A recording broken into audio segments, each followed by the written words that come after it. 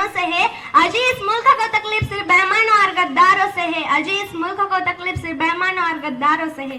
भूल मत करना सिर्फ पापा की परी समझने की, भूल मत करना सिर्फ पापा की परी समझने की। मुझे इस वतन के खातिर हथियार उठाना भी आता है। यहाँ की चांदनी मिट्टी का ही गुणगान करती हूँ, यहाँ की चांदनी मिट्टी का ही गुणगान करती हूँ कि मुझे चिंता नहीं है स्वर्ग जाकर मोक्ष पाने की, कि मुझे चिंता नहीं है स्वर्ग जाकर मोक्ष पाने की। बस तिरंगा हर कवत यही अरमान रखती हूँ, यही अरमान रखती हूँ।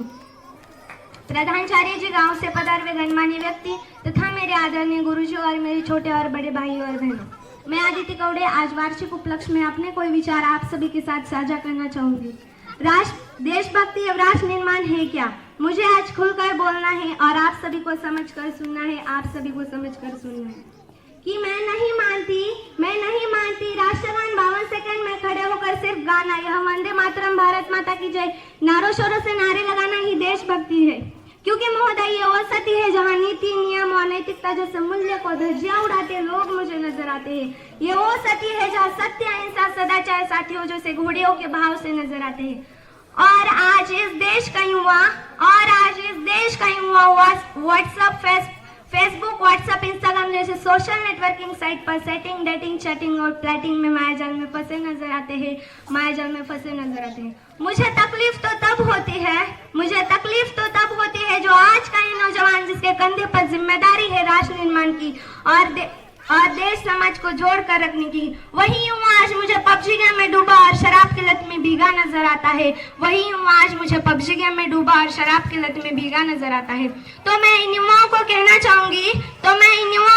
चाहूंगी, महानिद्रा में सोने वाले लोग हो, विभूति तुम जाग जाओ, इससे पहले ना तुम्हारी नींद गई, श्रेष्ठ कोई ना डूबे।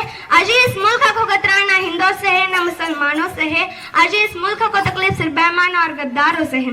एक सैनिक बनकर सेना में जाना ही देशभक्ति नहीं, एक सैनिक बनकर सेना में जाना ही देशभक्ति नहीं।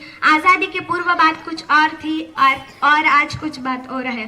तब झांसी की रानी लक्ष्मीबाई से लेकर शहीद आजम भगत सिंह तक, चंद्रशेखर आजाद से लेकर भगत महात्मा गांधी तक हम इन्हें देशभक्त कहते हैं।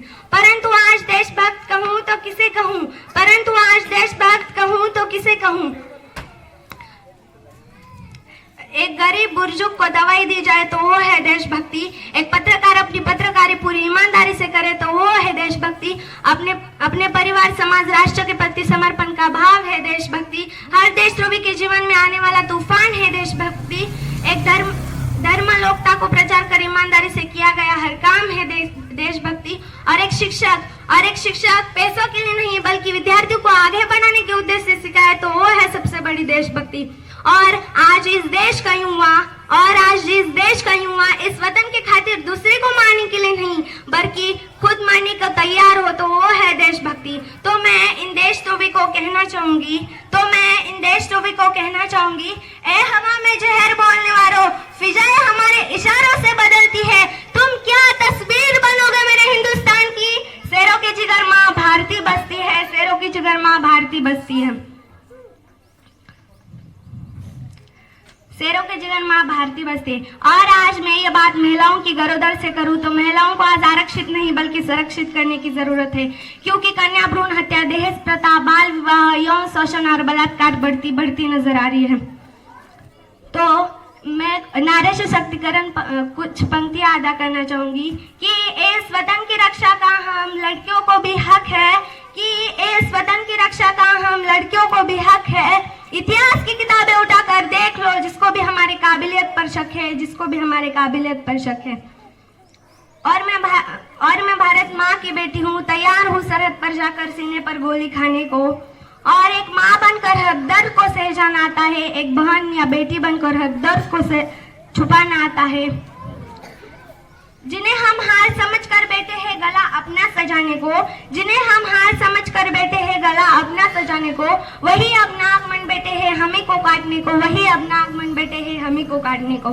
आज मैं किसी शायरी की पंक्तियों और अपनी तमन्ना के साथ वाणी को विराम देके यूं कहना चाहूंगी कि काश मेरी जिंदगी में सरहद की कोई शाम आए, काश मेरी जिंदगी में सरहद की कोई शाम आए, काश मेरी जिंदगी इस वतन के काम आए, काश मेरी जिंदगी इस वतन के काम आए। ना खौफ है मौत का, ना आरज़ू है जन्नत की, ना खौफ है मौत का,